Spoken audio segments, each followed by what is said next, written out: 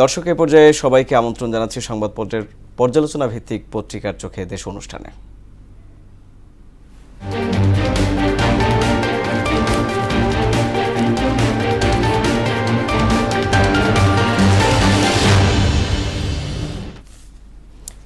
এ পর্যায়ে জানব দেশের প্রধান জাতীয় দৈনিকের শিরোনামগুলো।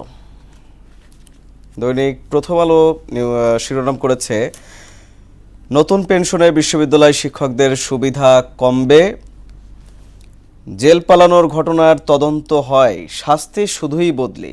তদন্তে শাস্তির সুপারিশ থাকলেও বেশিরভাগ দোষীকে সতর্ক ও বদলি করা হয়। কয়েক মাস না যেতেই প্রভাব খাটিয়ে তারা ফিরে আসে। আনসার আল ইসলাম তৎপর, অন্যরা স্তিমিত। দৈনিক ইত্তেফাক, সার্বজনীন পেনশনে আপত্তি, পাবলিক বিশ্ববিদ্যালয়ের শিক্ষকরা আন্দোলনে, ক্লাস পরীক্ষা বন্ধ।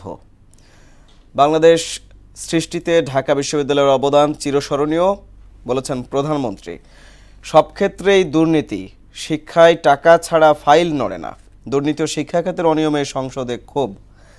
বেনজিরের ফ্ল্যাটের তালা খুলতে ম্যাজিস্ট্রেট নিয়োগের নির্দেশ আদালতের।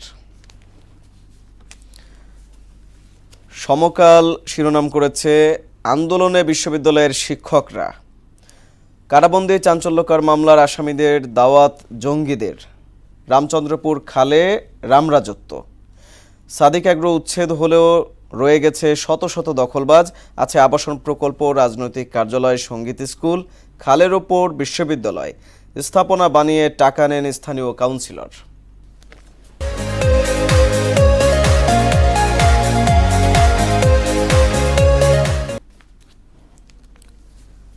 দৈনিক যুগান্তর, ফয়সালকে বগুড়ায় বদলি, হদিস নেই মতিউরের। মতিউর পরিবারের জমির তথ্য চেয়ে সারা দেশে ভূমি অফিসে দুদকের চিঠি। নৈমিত্তিক ছুটিতে কাজী আবু মাহমুদ ফয়সাল। পাবলিক বিশ্ববিদ্যালয় শাটডাউন, প্রত্যয় পেনশন স্কিম বাতিল দাবি শিক্ষকদের, আন্দোলনে কর্মকর্তা কর্মচারীরা।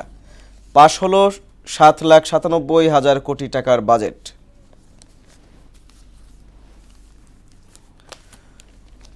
ফাঁসির দিন গুণে এক নারীর 24 বছর। শরীফাকে কেউ মনে রাখেনি। 2000 সালে বিচারিক আদালতে ফাঁসির রায়ের পর মৃত্যুর দিন গুনছেন। কারা ইতিহাসে এত দীর্ঘ সময় কোনো নারীর ফাঁসির সেলে থাকার নজির নেই। কোটি টাকা ক্ষতির শঙ্কা শিক্ষকদের, বিশ্ববিদ্যালয়ে অচল অবস্থা। দর্শক, এই ছিল আজকের জাতীয় দৈনিকগুলোর শিরোনাম।